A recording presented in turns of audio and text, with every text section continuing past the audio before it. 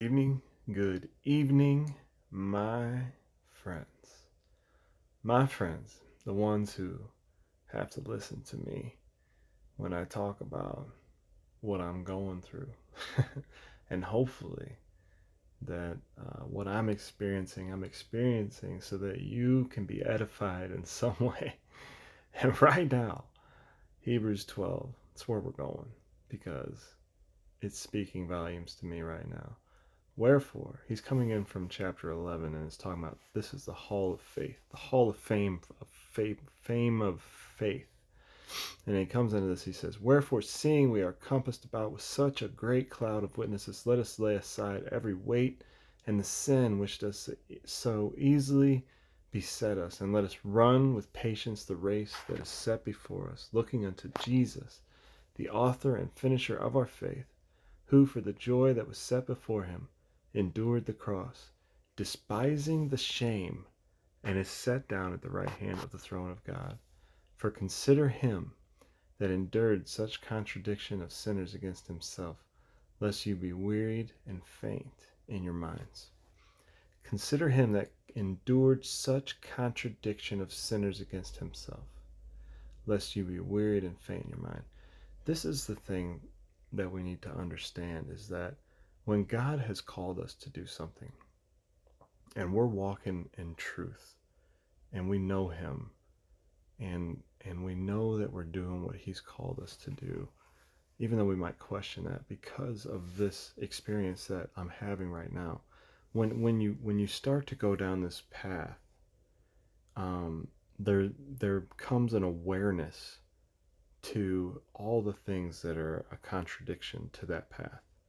Like right now I'm on this path where God's bringing people together, and but as I'm seeing people come together, even though I've experienced these things in small ways here and there, when I see these people starting to come together, and I'm trying to lead a movement of God.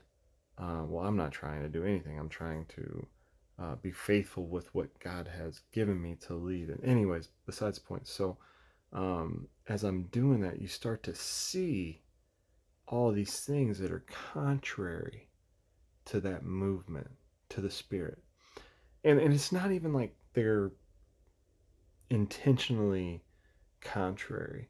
Um, it just it's just when you are a mature Christian, like Jesus was perfect, right? Not that I'm perfect or whatever, but not that mature Christians are perfect, but when you there is a perfection of not of understanding and wisdom and spiritual discernment that comes with maturity. Not that you're perfect, but you sense and you can discern what is of the Spirit and what is the right way. And even if something is of the Spirit, there's a discernment that, well, there's a balance of these things. So when you come and you're walking down this path that the Lord is bringing you down, you're in maturity, and you're going in the direction that the Lord's leading you, you start to see this contradiction here and there, and it's just a little bit here, a little bit there, but it's like I, I don't know how to explain it, but I just been thinking about Jesus, like how he endured. I mean, everybody was contrary to him. I mean, he had the Pharisees against him, the Sadducees against him, the Herodians. I mean, even his own disciples. Besides the 12, I mean, even one of the 12, was against him, betrayed him. So, and even the 11, forsook him, and didn't understand what he was doing. You know what I mean? Like, even his right hand man, Peter, like when he said, the Son of Man must be lifted up, Peter rebukes him, saying, no, that's not the way it's supposed to be. So I'm just saying that to say that when you're doing God's will, people aren't going to understand that. You know what I mean? There is going to be this experience where we experience the sufferings of Christ, where we experience this contradiction of sinners against ourselves. And it's not that they're not Christian.